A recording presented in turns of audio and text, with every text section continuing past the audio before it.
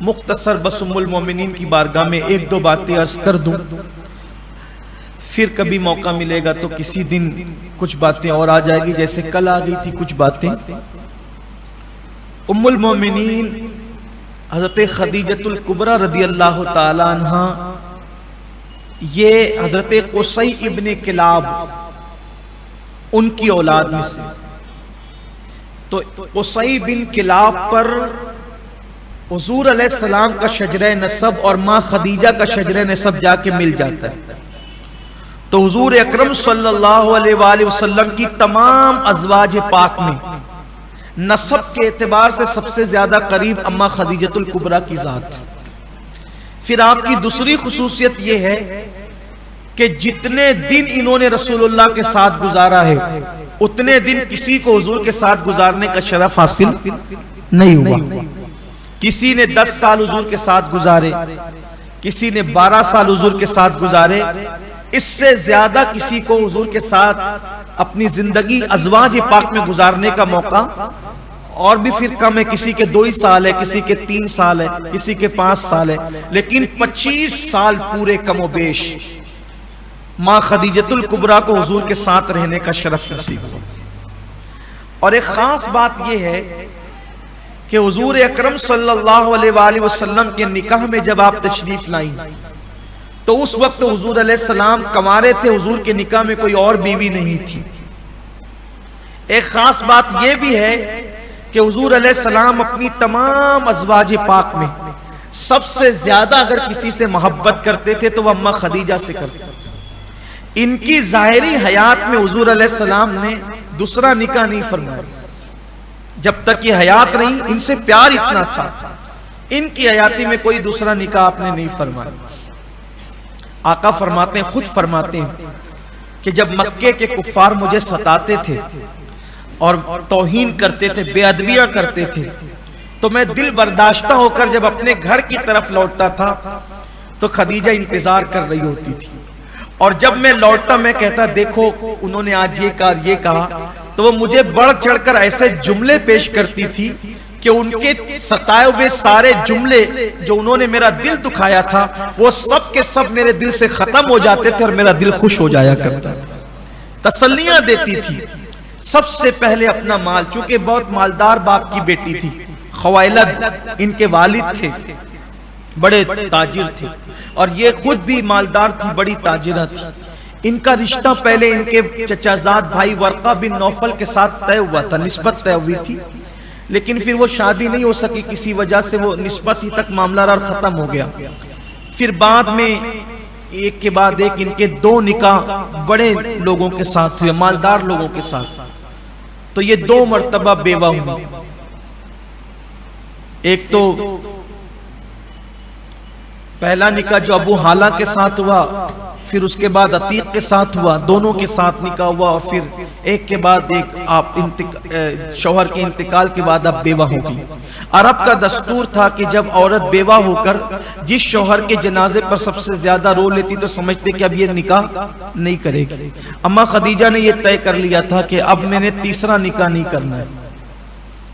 آپ کا فیصلہ تھا یہ، کیونکہ دوسرے شوہر کے انتقال کے بعد، جناب عتیق کے انتقال کے بعد، پھر آپ یہ کہتی تھی کہ اب میں نے نکاح نہیں کرنا۔ بڑے بڑے سردار، بڑے بڑے مالدار، کیونکہ آپ ملکہ تجار کہلاتی تھی۔ جس وقت مکے کی سرزمین سے مال تجارت جاتا تھا تو پورے مکے والوں کا آدھا ہوتا تھا اور آدھا تنہا خدیجۃ الکبریٰ کا ہوتا تھا۔ ان سے بڑا مالدار مکے میں کوئی نہیں تھا، اتنی مالدار تھی خاتون۔ اور اس جہالت کے دور میں بھی آپ بت پرستی نہیں کرتی تھی، اتنی ذہین تھی، علم بھی اللہ نے دیا تھا۔ آپ نے بت پرستی جہالت کے دور ہی سے چھوڑ رکھی تھی، دور جہالت میں بھی آپ نے بت پرستی ترک کر رکھی تھی۔ علم بھی تھا، شاعرہ تھی، اچھے شعر کہنا جانتی تھی، اور اللہ نے حسن بھی دیا تھا، بڑی خوبصورت بھی تھی، حسین و جمیل بھی تھی۔ دولت ہو، علم ہو، ذہانت ہو، تو بڑے بڑے مالدار مکے کے رشتہ بھیجتے تھے، آپ سب کو نہ کہہ دیتی تھی۔ ایک دن آپ نے خواب دیکھا کہ سورج آپ کی گود میں، آپ کے گھر میں اتر آیا اور آپ کی گود میں آ گیا، اور اس کی روشنی سے پوری دنیا منور ہو گئی۔ تو آپ اپنے چچازاد بھائی کے پاس گئی جو آسمانی کتابوں کے عالم تھے، کہا بھائی یہ بتاؤ کہ اس خواب کی تعبیر کیا ہے؟ تو انہوں نے فرمایا کہ تم آخری نبی کی بیوی بنو گی۔ کہ میں نے تو نکاح کا ارادہ ہی چھوڑ دیا ہے، اور مکے کے اس گندے ماحول میں جبکہ لوگ ننگے ہو کے کعبے کا طواف کرتے ہیں، بیٹیوں کو زندہ دفن کرتے ہیں، ماؤں کے ساتھ زنا کرتے ہیں، کمزوروں کا مال کھا جاتے ہیں، کعبے پر 360 بت رکھے ہیں اللہ کے گھر پہ، انہوں نے کون ہوگا اس میں؟ تو کہا جاتا ہے کہ ابھی تک آپ نے اللہ کے رسول کو نہیں دیکھا تھا۔ مالدار خاتون تھی، تجارت میں بڑا نام تھا، حضور جانتے تھے خدیجہ نام کی کوئی عورت ہے، لیکن ابھی تک ان سے کوئی ملاقات نہیں ہوئی تھی۔ تو چونکہ مکے والے تو کمزوروں کا مال کھا جانا ان کے کوئی گناہ ہی نہیں تھا، بڑا عجیب ماحول تھا وہاں کا، مشرکین تھے، بت پرست تھے اکثریت وہاں کی۔ تو ایک دن حضرت خدیجہ کو خیال آیا کہ یہ میرا مال جس کو بھی بھیجتی ہوں تجارت کا مال دے کے وہ کھا جاتا ہے، چیٹنگ کر جاتا ہے، مال کھا جاتا ہے اور آ کر کہہ دیتا ہے کہ نقصان ہوا۔ ایک کام کرتے ہیں، مکے میں سرداروں میں ایک سردار ہے، وہ بڑا دیانت دار ہے، اس کو بلا کر کہتے ہیں کہ اس کا کچھ حل نکالیں۔ تو جناب خدیجہ نے اپنی کنیز بھیج کر حضرت ابو طالب کو بلایا جو مولا علی کے والد تھے، حضور کے چچا تھے، انہی کے گھر میں حضور علیہ السلام رہتے تھے۔ کہے مکے کے سردار کچھ میرا مسئلہ حل کرو۔ آپ نے فرمایا ٹھیک۔ تو حضرت ابو طالب نے یہ کیا کہ مکے کے جو لوگ ان کا مال ہڑپ کر جاتے تھے ان کو آپ نے فرمایا کہ ایک کام کرو، تم خدیجہ کے پارٹنر بن جاؤ، اپنی زبان میں سمجھا رہا ہوں، خدیجہ کے پارٹنر بن جاؤ۔ تو انہوں نے کہا کہ وہ تو بہت بڑی مالدار ہیں، ہم کیسے بن جائیں؟ تو آپ نے فرمایا کہ میں کہتا ہوں کہ برابر مال لگاؤ، لگا بھی نہیں سکتے، جو بھی دینا ہے دے دو، جیسے مثال کے طور پہ ایک بکری دے دو تو منافع آئے گا تو 2 ہو جائے گی تمہاری، ایسے۔ تو یہ آئیڈیا، یہ منصوبہ بڑا پسند آیا حضرت خدیجہ کو۔ پھر آپ نے فرمایا کہ مکے کی حد تک تو میرا مال محفوظ ہو گیا، اب شام اور یمن جائے گا تو اس کا کیا؟ شام جائے گا، یمن جائے گا، عراق جائے گا تو اس کا کیا ہوگا؟ تو آپ نے فرمایا کہ میں بوڑھا ہو چکا ہوں، اس سے زیادہ میں نہیں کر سکتا۔ تو تب خدیجہ نے کہا تھا کہ آپ کا وہ جو بھتیجا ہے سنا ہے بڑا دیانت دار ہے، جب بھی مکے والوں کوئی مسئلہ درپیش ہوتا ہے تو لوگ اس سے کے پاس فیصلہ کرانے جاتے ہیں، اس کے کردار کی قسمیں کھائی جاتی ہیں مکے میں، اور اگر آپ اس کو کہیں تو آپ نے فرمایا وہ مزدوری کو پسند نہیں کرتا، لیکن میں مزدوری کے لیے نہیں کہتی، میں تو اس کو اپنے مال پر نگہبان بنا کے بھیجنا چاہتی ہوں، وہ نگہبان بن کر کے جائے، وہ جو منافع لائے گا جتنا اوروں کو دیتی ہوں دگنا دوں گی اس کو۔ تو اللہ کے رسول علیہ السلام کے پاس جناب ابو طالب آئے اور انہوں نے کہا کہ بیٹا اللہ نے اسباب پیدا کر دیا ہے ہمارے گھر کی غربت دور ہونے کے، خدیجہ ایسا ایسا کہتی ہے۔ تو آپ نے فرمایا کہ آپ تو جانتے ہیں میں مزدوری کو پسند نہیں کرتا، تو فرمایا میں مزدوری کے لیے نہیں کہہ رہا ہوں، ایک بیوہ کی مدد کرتا، کیونکہ حضرت ابو طالب جانتے تھے آپ کے انداز کو، آپ کی فکر کا، ایک بیوہ کی مدد کرنا ہے۔ آپ نے کہا ٹھیک ہے میں جاتا ہوں۔ آپ تشریف لے گئے، بڑا طویل اور خوبصورت واقعہ ہے، یہ مجھے بہت پسند بھی ہے، سیرت کی کئی کتابوں میں میں نے کئی بار اس کو بیان بھی کیا ہے۔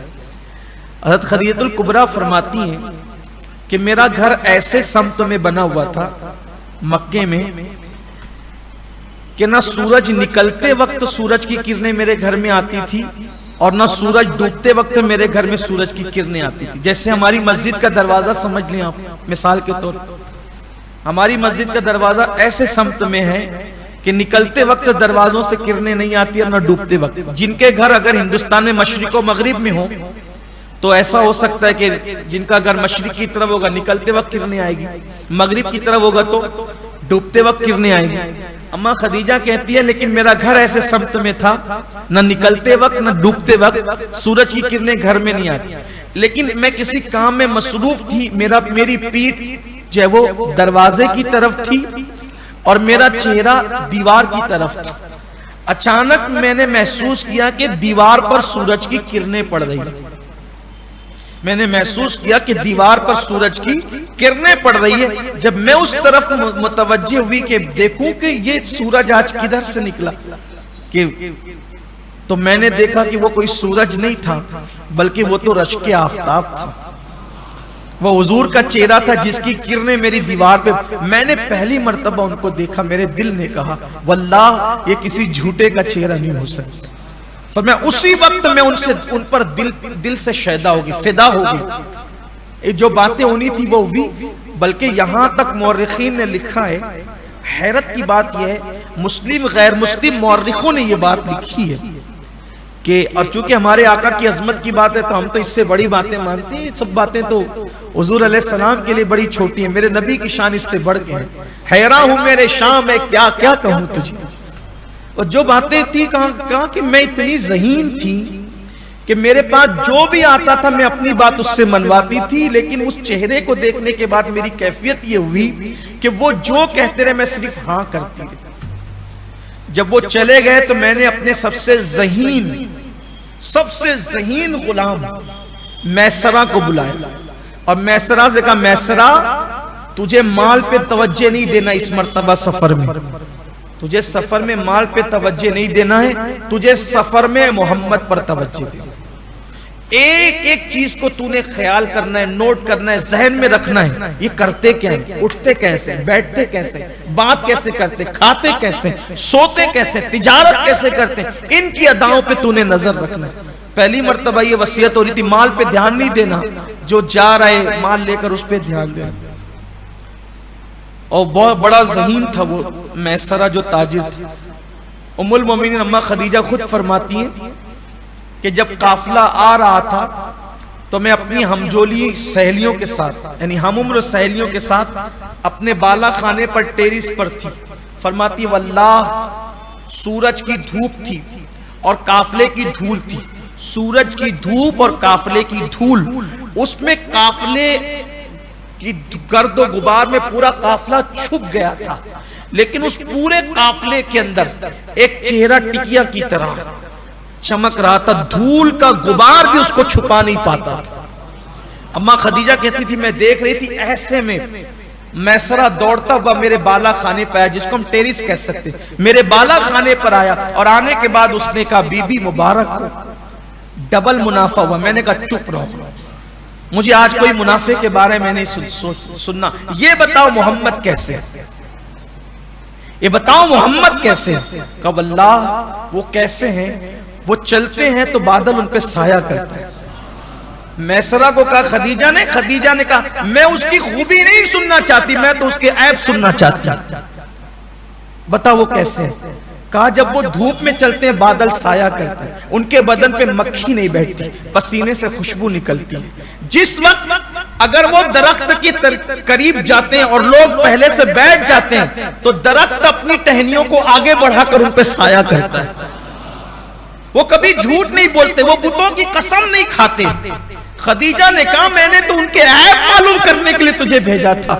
میسرہ کہتا ہے میں تیرا نمک حلال ہوں خدیجہ، اگر تو میرے ایک ہاتھ پہ چاند اور دوسرے ہاتھ پہ سورج لا کے رکھ دے اور پھر کہے کہ محمد کے عیب بتا، تو میں اللہ کی قسم کھا کے کہتا ہوں اللہ نے یہ ذات ایسے پیدا کی ہے کہ اس میں کوئی عیب ہے ہی نہیں، یہ عیب سے پاک ہے.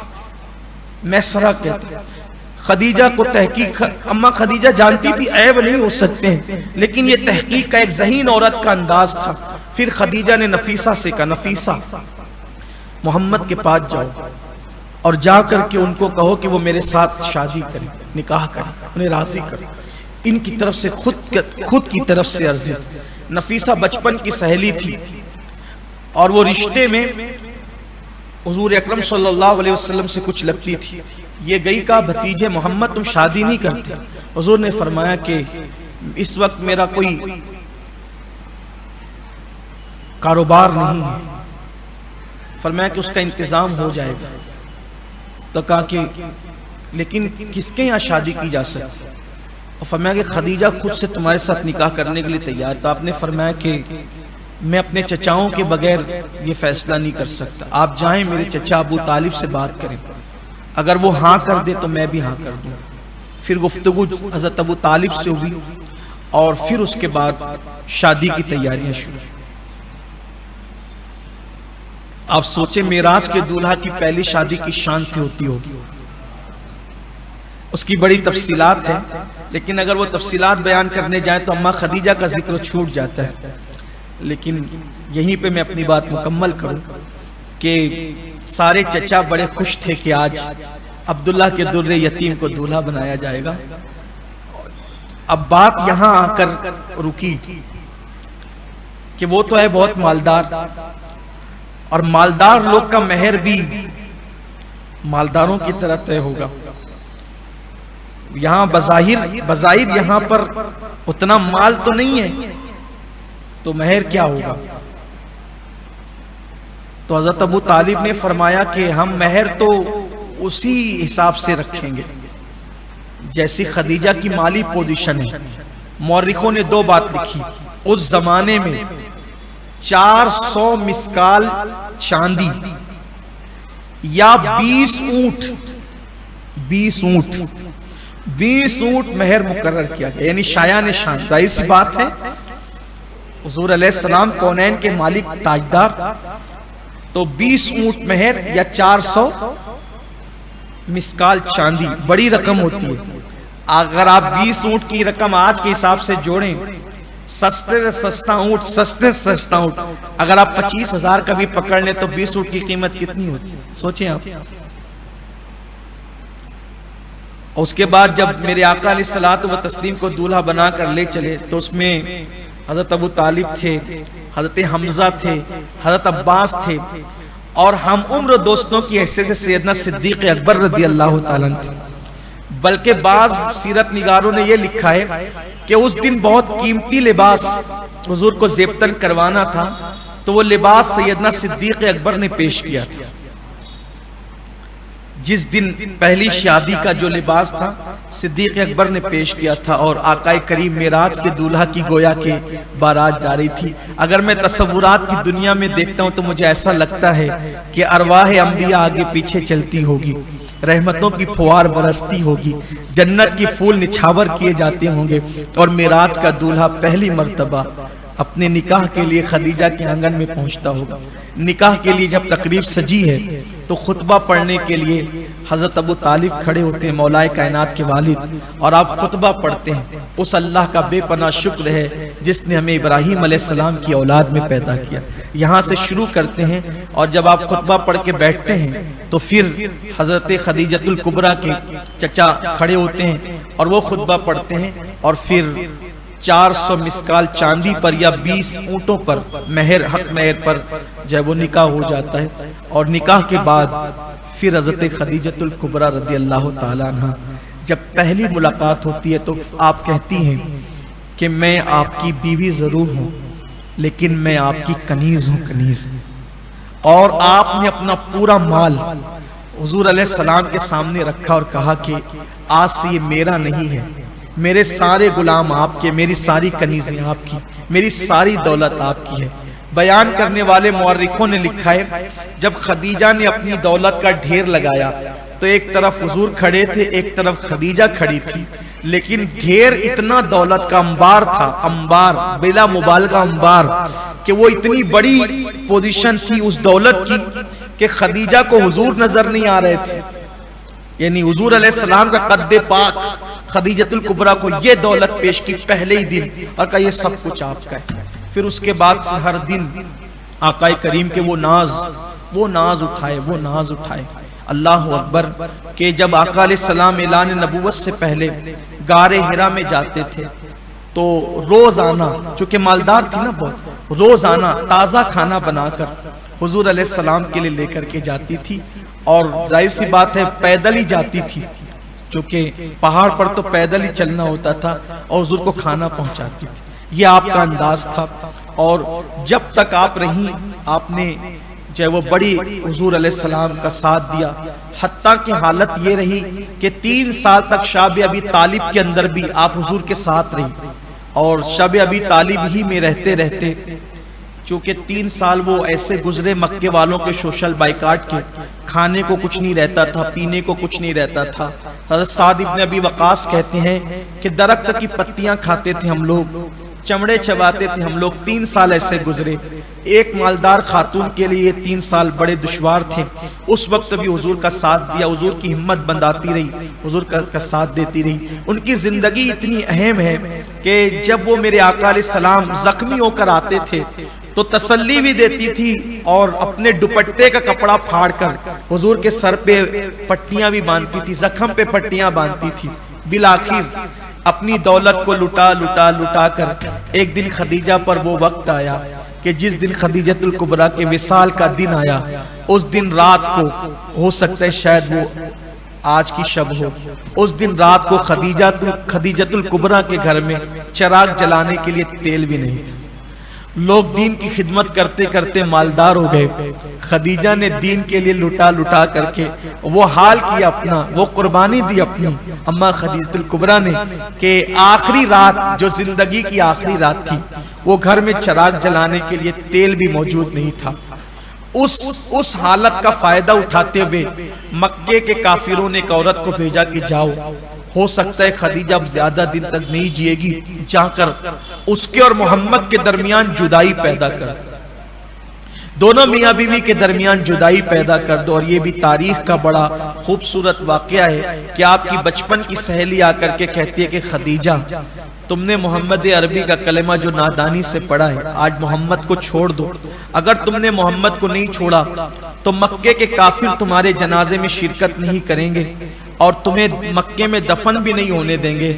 خدیجۃ الکبریٰ لیٹی تھی، اٹھ کر کے بیٹھ گئی، کہا کہ سنو، پہلی بات تو یہ ہے کہ میں نے محمد عربی کا کلمہ نادانی سے نہیں پڑھا ہے، واللہ عقل و خرد نے کروڑوں مرتبہ میرے تلووں کو بوسہ دیا تھا، تب میں نے محمد عربی کا کلمہ پڑھا تھا۔ میں نے محمد عربی کا کلمہ شوہر ہونے کی وجہ سے نہیں پڑھا تھا، میں نے 15 سال ان کی زندگی کا رات و دن جائزہ لیا ہے، تب میں نے ان کا کلمہ پڑھا ہے۔ یعنی اعلان نبوت سے پہلے 15 سال انہوں نے دیکھے تھے اور پھر میں نے محمد عربی کا کلمہ پڑھا ہے۔ اور اگر سنو، وہ یہ کہتے ہیں کہ میرے جنازے میں نہیں آئیں گے، مجھے ضرورت بھی نہیں ان کے کاندھوں کی، اس لیے کہ اللہ کا نبی مجھے کاندھا دے گا، اللہ کا محبوب کاندھا دے گا اور مجھے فرشتے کاندھا دیں گے۔ اور سنو، مجھے ان کی بھیڑ کی ضرورت نہیں ہے، اگر وہ مجھے مکے میں دفن ہونے نہیں دیں گے تو انشاءاللہ میرا اللہ مجھے زمین غیرت میں دفن ہونے کے لیے جگہ عطا فرمائے گا۔ اور یہ بات ہو رہی تھی، اتنی جرأت کے ساتھ بات کر رہی تھی آپ، اور ایسے میں حضور علیہ السلام تشریف لائے اور آنے کے بعد آپ کے سر پہ ہاتھ رکھا اور فرمایا خدیجہ کیسی ہو؟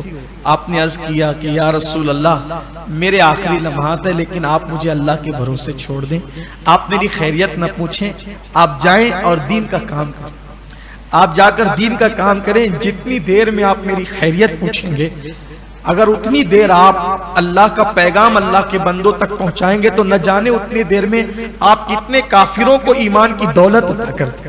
آپ جائیے۔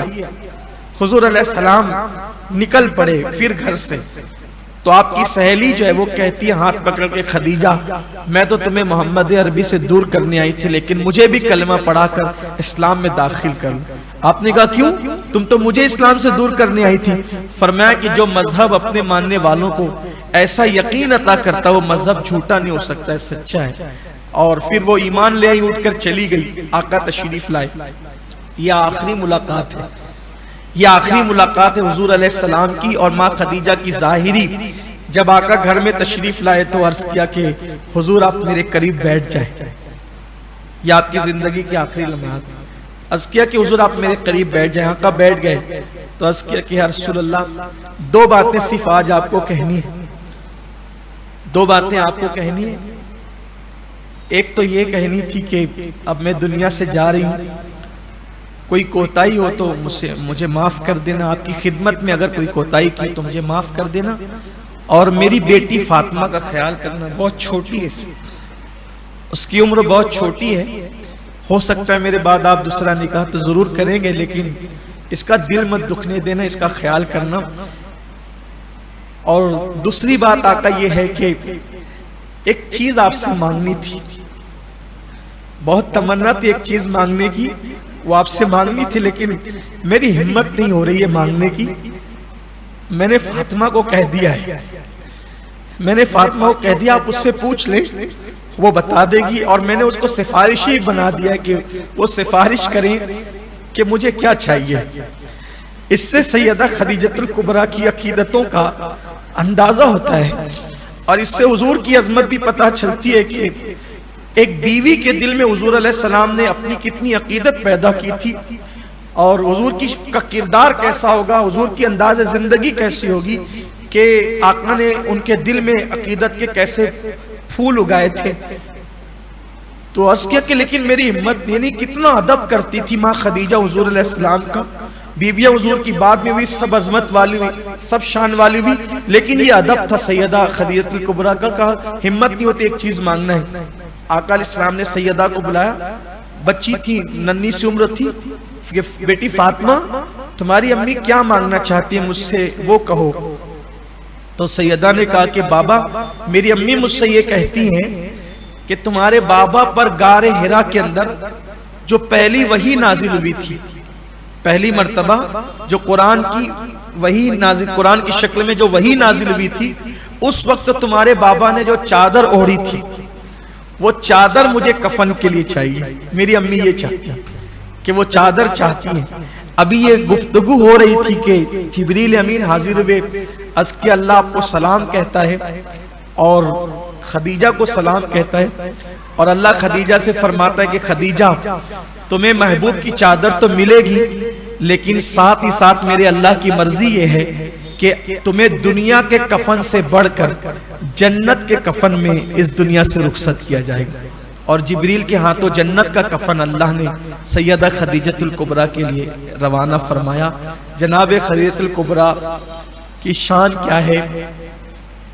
حضرت عائشہ صدیقہ فرماتی ہیں کہ ایک بوڑھی عورت لکڑی ٹیکتے ہوئے آئی، حضور علیہ السلام نے اس کو بہت رسپیکٹ دیا، بڑی عزت کی، اس کی بہت تحفے بھی دیے۔ جب وہ چلی گئی تو میں نے پوچھا حضور یہ بڑھیا کون ہے؟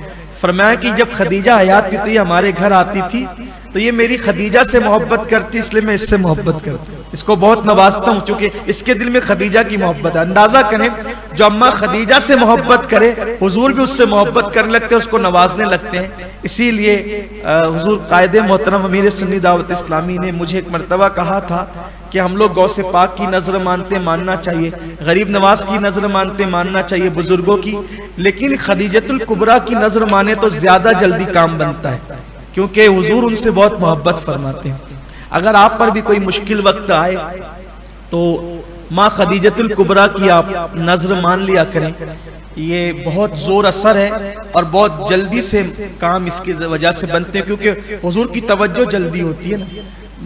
میری کبھی حاضری بارگاہ رسالت مآب صلی اللہ علیہ وآلہ وسلم میں مکۃ المکرمہ کے بعد ہوتی ہے، تو میری کوشش یہ رہتی ہے جب میں مکے سے نکلوں تو سب سے آخری زیارت خدیجۃ الکبریٰ کی کروں اور پھر ان کا سلام لے کر حضور کی بارگاہ میں پہنچوں، عرض کروں یا رسول اللہ اب میں وہاں سے آیا ہوں، کرم فرما دیں، تو بھی پھر بڑی عنایتیں ہوتی ہیں۔ آپ سے بھی کہتا ہوں رشتہ جو ہے نا حضور علیہ السلام نے بڑا نبھایا، اور ماں خدیجۃ الکبریٰ سے جو پیار اور جو محبت کی حضور نے، حضور کی تمام ازواج پاک کو میں کسی کو بھی جو وہ ماں خدیجہ کی طرح وہ پیار وہ محبت کا معاملہ نہ ہو سکا جو ماں خدیجہ الکبریٰ کے ساتھ ہوا۔ ان کی خصوصیت یہ ہے کہ حضور علیہ الصلوۃ والتسلیم کی تمام اولاد سوائے حضرت ابراہیم کے سب ماں خدیجہ الکبریٰ سے ہی ہے، اور سیدہ خدیجہ الکبریٰ کی شان میں اب کتنی پڑھوں اور کیا پڑھوں اور کہاں تک پڑھوں، کیا اتنا کم ہے کہ وہ سید الانبیاء کی بیوی ہیں، وہ حسنین کریمین کی نانی ہیں، اور وہ فاطمۃ الزہرا کی امی ہے۔ میں اس مقام پر آ کر کے اپنا دل ان کے قدموں میں نچھاور کر دوں، کیونکہ کہا جاتا ہے کہ ہر اولاد کی جنت ماں کے قدموں میں ہوا کرتی ہے۔ خدیجۃ الکبریٰ کی بیٹیوں میں ایک بیٹی فاطمۃ الزہرا ہے جو تمام جنتی عورتوں کی سردار ہے، جس کے لیے میدان محشر والے اپنی گردن جھکائیں گے کہ خاتون قیامت خاتون جنت جنت میں جا رہی ہے، اپنی گردن جھکا لو۔ آپ اندازہ کریں اگر فاطمہ کی جنت کسی کے قدموں میں ہے تو اسے خدیجۃ الکبریٰ کہا جاتا ہے۔ خدیجۃ الکبریٰ کس خاتون کا نام ہے؟ کس عظیم خاتون کا نام ہے، اللہ ان کے صدقے ہم سب پر کرم فرمائے، پوری امت پر کرم فرمائے، اور اللہ ماں خدیجہ الکبریٰ کے صدقے کرونا کی وبا کا پوری دنیا سے خاتمہ فرما دے، لاک ڈاؤن کی نحوستوں کا خاتمہ فرما دے، تمام عالم اسلام کو اللہ وباؤں سے، بلاؤں سے، بیماریوں سے محفوظ رکھے۔